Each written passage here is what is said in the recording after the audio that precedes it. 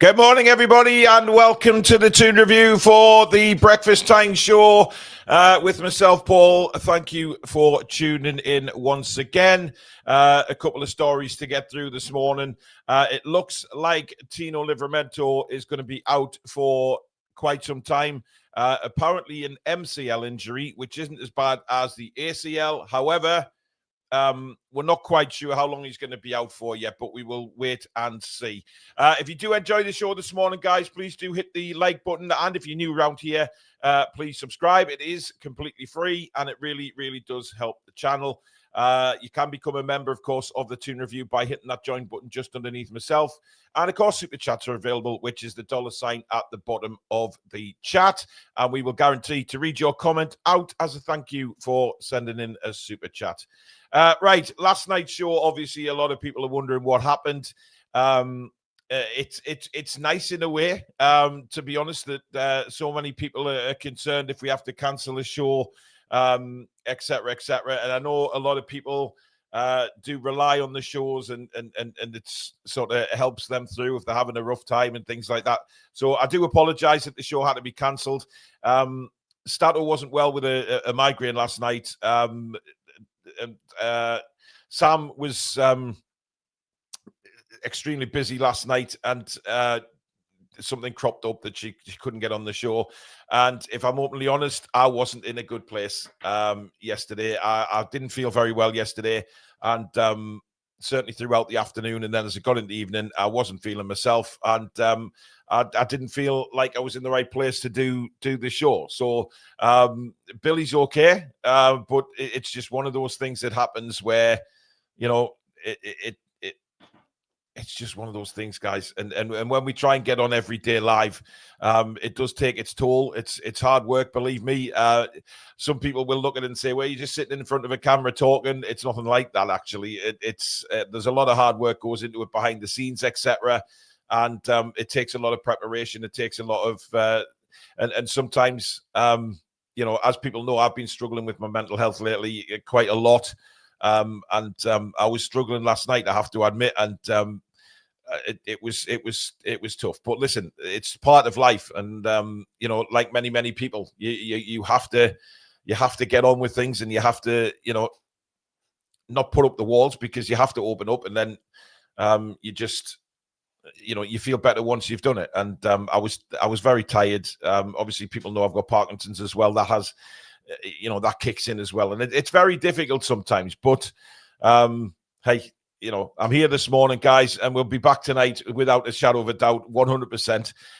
What we'll do tonight is we'll sort of split the show. We'll look back at the Arsenal game. We'll do our player ratings for that, and then obviously move on to the Champions League game as well. So lots to look forward to, guys, and hopefully it's just pretty much a one-off that we weren't on last night. But trust me, it's hard work behind the scenes, getting everything prepared, and it does take its toll when you've been live for a certain amount of days, and then you just, you know, it's done anyway. Anyway, let's talk about Tino Livermento. Now, I've seen in the chat a lot of people talking about the injury and saying it's an MCL. I'm looking through all the reports this morning, and I can't see anything confirming it. Can someone let me know in the chat where they've actually seen that news on Tino, because I haven't seen it, if I'm openly honest. I don't know where it is.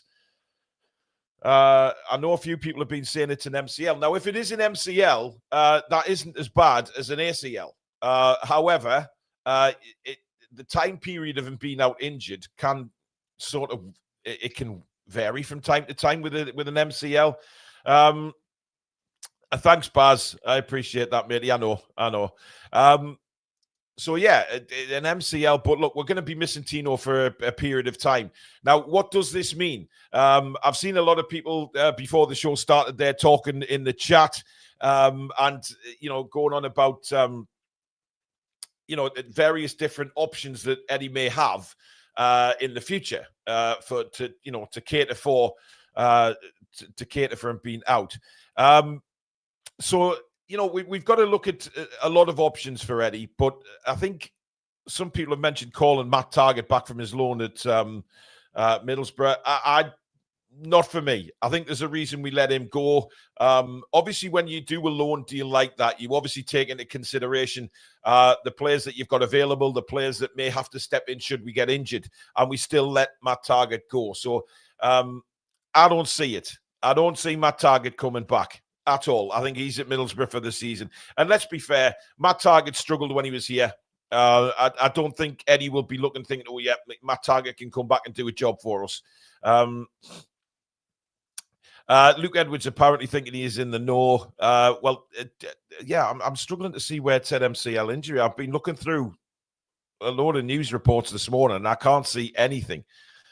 But look, bottom line, he's not going to call Targett back. So what's his options? What's his options at left back? Well, let's not forget, Harrison Ashby is still at the club. He seems to be the forgotten man, of course, but he is there as a fullback. Emil Kraft is there. However, I read last night that Emil Kraft has actually picked up a knock. So I don't know whether it's I don't think it's a long-term injury. So we can quickly, hopefully anyway, suggest that he could be back shortly. However, he does have Trippier and he does have Lewis Hall. And Lewis Hall, of course, he was managing his minutes. He may have to play a bit more now than what Eddie initially wanted. But look, Lewis Hall is a young lad and he's very fresh and ready to go. I haven't got any concern as a fan about Lewis Hall coming back in. I think he looks really good since he's been back. And, a period of games, get him match fit again. And, but Trips is obviously going to have to play a bit more than I think Eddie would have wanted this season. Chow, I think, can play it right back as well. He's played a couple of times there for Milan. So, again, we do have options there. And I'm not concerned. I have to say, it's a massive blow, a huge blow to us that somebody of Livermento's caliber is going to be injured for a period of time. However, we have to look at the positives of who we've got to come in to replace. And to be honest, Dan Burn going to left back is not an option for me either. I think that was something he did on Sunday and it went completely tits up. It went completely tits up, putting Dan Burn at left back. I do not agree with that at all. I think some people, I said this yesterday morning, some people think he actually had a decent game. I don't understand, because he was beaten so many times at left back. And, look at the Premier League these days. When you're looking at whoever's on the wing, these wingers are blessed with out-and-out pace. And out-and-out pace means that we need the fullbacks who can deal with that. Now, Trippier, you may say, on the other side, he hasn't got any pace left either. However, what Trippier does very well, or normally does very well, is read the game. And if you can read the game, that puts you a step ahead of certain players.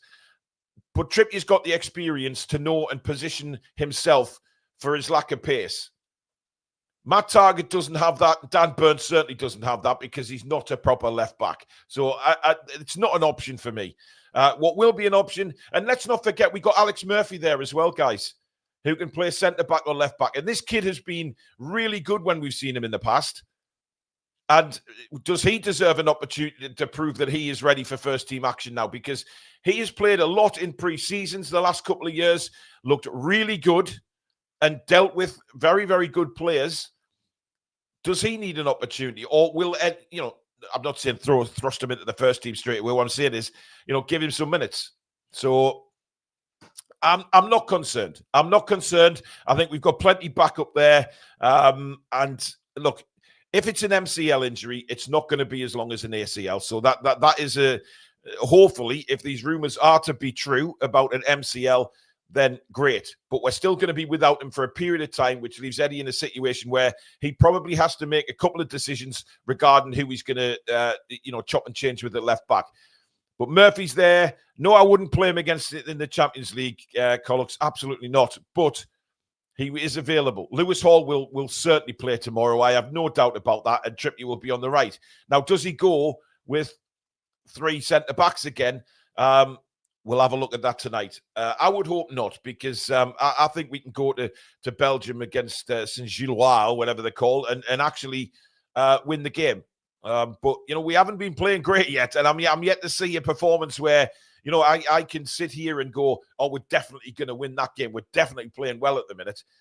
I haven't seen enough.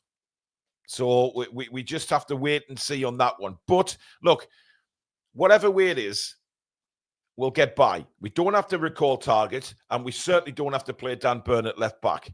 Never again do I want to see Dan Burn at left back. He is a centre-back and a very good centre-back. Howe and Botman, for me, are the two moving forward, and that's no disrespect to Burn or Share. You've got to take your chance when you come into the team. And Eddie has said that a million times over, that you come into the team and you perform and you do your best to keep that spot. Howe and Botman have been superb. Absolutely superb. So they cannot be dropped. They are undroppable right now. And that's, no disrespect, as I say, to Burn and Share. They've got to play. They have to play. But we have to, we're at the stage now where we need to go out and get a good win. It was a good win against Bradford, but listen, Bradford, no disrespect, League One side, you'd expect us to win that game and win that game comfortably. But it's about time that we started winning these big games now. And we haven't played well. I've seen somebody put a comment saying that on the yesterday's show that, on X, that they thought Gordon was excellent on Sunday. I don't see that at all. Look, people are going to have different opinions, very different opinions to how certain individuals perform. That's the beauty of football. That's the beauty of being able to do something like this, is to discuss it and see what everyone's different opinions are of the way certain players are performing. But not for me. Anthony Gordon has a long way to go to convince me that he's going to get it back to his best. Now, there's an interesting story that I picked up this morning regarding Voldemar and Newcastle United signing him. Now, Rio Ferdinand, as soon as I mention him, everyone goes, oh, and I understand why. However, he was talking on his podcast, Rio Ferdinand Presents. At least I think it's a podcast. I couldn't give a toss, to be honest. However, he was talking, he's been talking to Bastian Schweinsteiger regarding the signing of Voldemar. And this is what Ferdinand said. I'm interested to see how he does because I think it was a big surprise in Germany. I was with Bastian Schweinsteiger in South Korea, and I was asking him about him, and he said, listen, there's no way a German team would have paid that money. No way I'd go as far to say he might not even be worth that right now. You're obviously buying potential. But when you're as desperate as Newcastle were, the selling club can hike up the price, and the Premier League have a different rate to what a German team would have. So obviously he's talking about, Bayern Munich and the interest that they had in Voldemar all through the summer. They had a few bids rejected, and eventually Newcastle came in and got the player. Now, we've seen very salty comments from Bayern Munich already, their chairman, of course, and a few of the ex-players linked with Bayern Munich who've said that we've overpaid for him. To be honest, I think it's a load of bullshit. And again, it's just negative, these negative little comments coming in towards Newcastle United. And whatever we do seems to be, picked up negatively by a lot of other people. Now, listen, Voldemar has got 2 goals already this season. Let's look at the rat. And forget the preseason crap because, he's been training and he's played a few games for Liverpool now. He's got 1 goal in the Carabao Cup against a lower league opposition. He's got none yet in the Premier League. And if you looked at him the other day, there's a couple of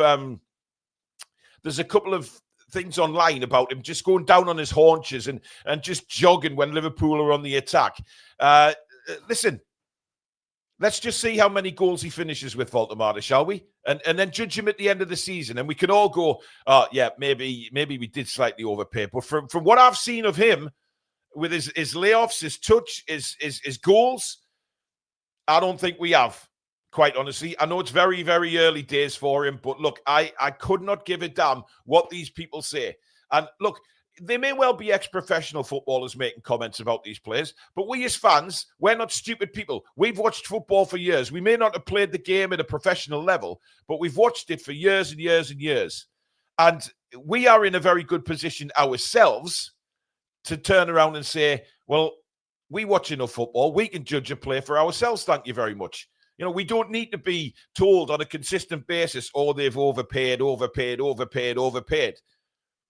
Because quite frankly, looking what he gives us, is absolutely fantastic. And when Wissa gets back, I think things will be a little bit different. You know, we can maybe play a little bit more towards Voltemada's game. Will they play together? Who knows? Eddie dismissed the fact of a 10 in his last press conference. That does not mean that that's not the option or the avenue that he's going to go down at some point, because I think he will have to. Because the 4-3-3, maybe we've been found out a little bit. Maybe we can't do the intense press anymore because of the way people set up against us. I don't know. But what I can see as a fan is the fantastic, brilliant touch that Voltemada has. Fantastic header of the ball, which, let's remember, Isak wasn't. Isak wasn't the striker that is going to hold the ball up and bring players in. It's a very different thing with Voltemada. He holds the ball up, he brings the midfielders into play, and then gets us on the attack. So it's a very, very different player. Very different. But to say we paid too much, I think it's a load of rubbish, because how can you tell after 6 games? You just can't. You know, Liverpool paid £125 million for Isak. Are they going to say he's a flop because he hasn't scored a Premier League goal 6 games in? He hasn't played all of them, granted, but he still hasn't got a Premier League goal to his name. So are we saying that he's overrated? Of course they won't. But it's just mentioned. It's madness. Now, Wissa is hopefully going to be back after the international break, and I think he will make a big difference, like I say. And I think everybody is very excited about Wissa getting fit and getting back in the side and making his debut, and finally having that out-and-out target man, because I don't think Voltemada is that target man. He's very good at linking play, very good at getting on the end of crosses and things like that. But I think a lot of fans want to see Wissa and Voltemada in the same side. Now, listen, Eddie's paid the big bucks. Eddie is paid the big bucks to do this, right? He has to decide how and when he gets them both in the side. And do apologize there. If he continues to be a little bit stubborn, like we know he can, that may well be his downfall at the end of the day. But I'm not talking about a downfall for Eddie just yet. We've got to play better this season. Everybody knows that we have to play better. But I think Schweinsteiger, so much negativity coming out from Germany. You think being German and being their German centre forward, they would big him up and stop saying that we've overpaid for a player. You'd think they'd want to big him up so his confidence level rises for when he does play for Germany. It's madness at times. Now, this is interesting. It's basically that the headline says Alexander Isak fix issue admission from inside the Newcastle dressing room. Now, this has been reported by the Chronicle, so believe it if you want. Newcastle United winger Jacob Murphy has admitted that it will take more time to move on from Isak after the Swedish international's exit sparked big adjustment. Now, look, I'm not saying the Chronicle are lying here, because they've actually named a player in Jacob Murphy. And this is what Murphy had to say. Obviously, we lost our 9 and we've gained 2 very good 9s. So you know it's going to take a while, but it's going to take a bit of time for everyone to gel together. Find new ways to work that work for us and complement each other's playing styles. You know, it's not an overnight fix. It's going to take a little bit of time. But yeah, you know, we're in a good place right now. We're in the game. A lot of the time, and it's just how that final ball, that last bit of cutting edge in front of goal, and that'll turn these draws into wins. And then everyone's looking at these performances a lot different. Now, look, Murphy was poor on Sunday, no doubt about it. But again, he's picking up assists as the season has started. And it's interesting there that he mentions Newcastle United getting back into the gelling with everybody else. Now, we did mention this when Isak first left the club. We did turn around and say that it's going to be very, very difficult to adjust. Very different players that we've brought in. Wissa and Voltemada are very different to Isak. So it is going to take that little bit of adjustment. But the problem that we have is during that time of adjustment, other teams are getting points and other teams are moving away. And we have had slow starts in the past, and we've made up the ground. However, I really don't think it's going to be that easy. And that's what the concern is for me, is the fact that we're dropping points. And look, Jacob Murphy says there that, turn these draws into wins. I think that's important. If we snuck a goal against Villa, against Leeds, etc., Bournemouth, we would be in a very different position right now. And we'd probably all be saying, you know what, very astute performances. We've battled, we've dug in. We haven't necessarily played very well, but we've picked up the wins. And that's always a sign. You know what the normal pun is? Sign of a good side is when you're not hitting full tilt, but you're still winning games. But we're not winning games. That's the difference. And if we fall behind quickly, we're playing catch up for a while. That's when it becomes very, very difficult. I just don't want us to fall behind.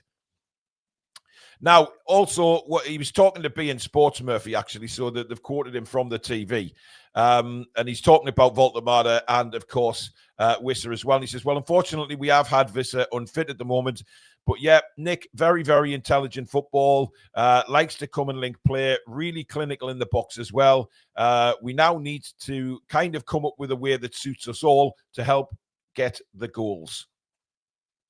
So again, he is well aware that, as a winger, I guess the wingers have to work out with Voltemade a new system of playing. We know Murphy had a wonderful relationship with Isak, the way they combined on the pitch. And if it wasn't for Murphy, I don't think Isak would get anywhere near the amount of goals that he did. However, from the other side, Anthony Gordon's mentioned what a pleasure it was to play with Isak. They've got to adjust, and they've got to be... they've got to work hard. They've got to work hard in training. And listen, Eddie Howe is the man, is the man that's going to watch them on the training ground, and he's going to come up with ideas how they can link up. But they have to link up quickly. We can't afford to lose points anymore. This game in the Champions League, and then we've got Forest. Now, Forest, you might say, looking at Forest this season, changing the manager, that was a big thing. I don't think that... Big Ange has won a game yet since he's took charge, but they'll be up for it. Elliot Anderson will be up for it. It's not going to be an easy game. There's never an easy game for us anymore. The way that, we spiral up and we spiral down, it's crazy. Ab says, while Arsenal outclassed us, we should have had a penalty, and referee decisions are costing us. Sure, we will climb the table soon. Listen, we're not a bottom half football team, right? We all know that, and that's not us as fans being big-headed. We know we are not a bottom half club. However, we are in there at the minute, and I'm pretty sure I agree with Abs that we will start moving up the table. But it's where we want to be at the end of the season. That's the difficult thing about playing catch-up all the time. But look, a good result against Forest on Saturday, maybe, obviously, Champions League before then. Couple of good results, get the confidence going. And I think we'll be in a good place going into the international break, getting Wissa back. We could be looking at a very, very different situation. Collick says, I think we need to get rid of Willock and get Anderson back. It's a shame we had to let him go because of PSR. Well, it's not a shame, it's a crime. It's an absolute crime that we had to lose Elliot Anderson. However, it's happened. It's water under the bridge now. We can't bring him back, and et cetera, et cetera. David says, you can't say you're not a bottom half club. Man United aren't a bottom half club, but they are, just like Newcastle. David, let me put you right on one thing here. I'm talking about end of season. After 38 Premier League games, okay? 38 Premier League games. Manchester United were in the bottom half of the Premier League. Therefore, they are a bottom half club. We are in the bottom half after 6 games. I'm talking about the end of the season. And we know, I am pretty confident in saying that Newcastle United will not be in the bottom half at the end of the season after 38 games. If we are, serious questions need to be asked. However, Manchester United, 38 games, where did they finish? Bottom half. So they are a bottom half. So I'll just put you right on that there, David. Let's have a look. I'm just clicking through the news again because there's headlines pop up all the time, and some of them are just, extremely, extremely laughable. Now, the Player of the Month has been awarded for Newcastle United, and It's Voldemort, guys. And I think it's excellent that he's won Player of the Month. I really do, because it'll give him an extra boost. He's already performing great. 2 goals at St. James's Park. He's becoming a bit of a hero already. And we know that this guy's got the potential. Let's just forget what all the Bayern Munich saltiness coming from their stadium. Derek says Wissa will be good with Elanga. I hope so, mate. I really do hope so. I hope so. Yeah, so Player of the Month is Nick Voldemort, and I'm delighted for him, because I think, you know, it's very difficult for a new player coming into the Premier League. We know all of that, but when you're coming in as the main striker for Newcastle, when Vissa's injured, it's a big job, and he's struggled with a little bit of fitness and the pace of the Premier League early doors. But the more he plays, the more that will become less and less of an issue. And I truly believe that Wissa is going to be an absolute force for us. Now, Vlachodimos, you know, that goalkeeper we signed in the whole PSR crap and forced to buy him for a ridiculous amount of money from Nottingham Forest, has admitted that he doesn't want to return to England. Now, of course, he is on loan in Spain at the moment, and he does not want to return to England. He does not like living in England. Now, he didn't necessarily say, oh, David's a Sunderland fan. There you go. That's why. Well, David, nice to know you've took the time to subscribe to a Newcastle channel, mate. I'm really, I don't understand that. But never mind. But you cheer on Sunderland, mate. No problem at all. Yeah, so like I say, Vlachodimos, not very happy living in England. Didn't say whether that was at Nottingham or Newcastle. Just doesn't like England. Doesn't want to return. So don't expect him back anytime soon. But yeah, it's look. Do we care? Do we really care? No, is the answer to that. Now, of course, Jason Tindall was booked on Sunday, and everybody wondered why the referee ran over straight away. Now, the penalty incident caused a lot of disruption and a lot of blah blah blah. But Jason Tindall, he claimed that Gyökeres actually dived. He's looked at it a couple of times. Now, according to journalist George Culkin and Chris Wolf, who've provided details of what happened on the touchline, Arteta was going pretty mad on the touchline, head in hands, kind of laughing, sarcastically applauding the referee. Now, this is what I find unbelievable again. If numerous times, absolutely, well, several times first half, several times second half, the camera panned onto Arteta. And Arteta was continually in the ear of the fourth official. He was actually over in Newcastle United's technical box at times during the game. Yet not one yellow card for him. Not a yellow card. And you saw him at the end of the first half and at the end of the second half, checking with the fourth official, looking at how much time's left, and nodding and giving a thumbs up to the fourth official, as if that is, you know, yes, that'll do me. That's a good decision for the year. Who the fuck is this guy? Who does he think he is? You know, to go on like that and talk absolute bollocks and continually doing what he wants on the sidelines without being punished for it. And then Tindall gets booked. It's madness. Culkin said, in the meantime, Jason Tindall was saying that Gyökeres had clearly dived twice. He's dived. He was saying that, so it was all the usual. He was gesturing the dives, and then argy-bargy happened between the two benches, and then eventually the referee comes over and is booked. Now, look, we know that Jason Tindall gets a little bit of bad press, I think, in the Newcastle dugout because he's passionate. He's very passionate, but he seems to be a target. And an easy target for the officials to go and show a yellow card to. Yet we see somebody like Arteta who is continually whinging in the ear of the fourth official.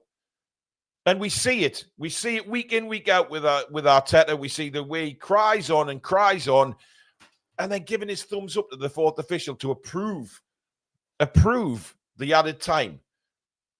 What an absolute cockrot he is. He really is. And then Tindall was booked, not for that, by the way, but he was booked later on in the game because of complaining about the penalty that we should have got. When Gab, you know, it's funny because Arteta doesn't talk about that, does he? He doesn't mention the whole Gabriel handball. Absolute melon he is, and I hate that. I really hate that.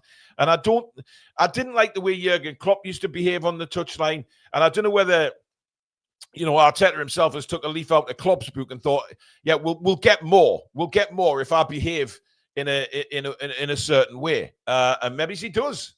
Maybe he does. But how he wasn't booked, I will never know. It's just, again, just ridiculous. Absolutely ridiculous. Is there anything else that we need to go through this morning? Let's have a quick look. There's nothing really there. More stuff about Isak and the fact that he hasn't scored in the Premier League yet. Why is that on the Newcastle pages? We don't care anymore. We don't care. Now, one thing that did happen, actually, at the end of the Arsenal game was the Joe Linton. And he was in a heated exchange at the end of the game with Arsenal coach Miguel Molina. I do apologize for that noise. It's an advert on the website. That's gone. Clash with Arsenal coach Miguel Molina moments after the defeat. If you watch the full-time whistle go again, you can see it happening. Now, Newcastle coach Simon Weatherston pulled the Brazilian away while Arteta tried to calm tensions with a handshake, which Joe Linton refused.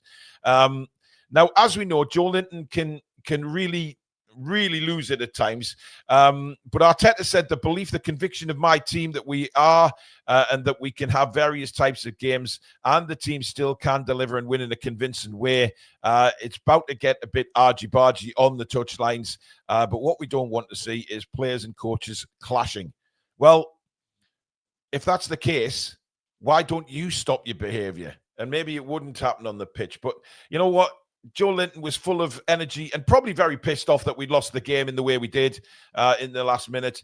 But Joe Linton, I think, will be probably a little frustrated with his own performance as well, thinking that he didn't really get as much out of the game as what he would have probably hoped. But look, it's all gone now, the Arsenal game. Next time we play them is at the Emirates, if we don't draw them in the cup games, and we'll see what happens at the Emirates. But now our attention must turn, of course, to the Champions League tomorrow night. Big game for us. And then, of course, Nottingham Forest at the weekend is another huge one. They're all big games coming up now, given the start we've had to the season. Now, look, we'll talk tonight in the preview about how Eddie might set up, who's going to play, who's not going to play. We'll talk about the left-back situation. And then, we'll discuss a little bit more of the Arsenal game as well as the player ratings from that game. So lots to look forward to tonight. Thank you very much for joining me this morning, guys. If you're watching this on a rerun, leave a comment and let me know how you're feeling about certain stories that we've covered this morning. And of course, please do like and please do subscribe if you're new around here. It really does help the channel. But guys, thank you very, very much for watching. We'll see you all again tonight at 7 o'clock. In the meantime, have a fantastic day. Take care. Come back and check out, see,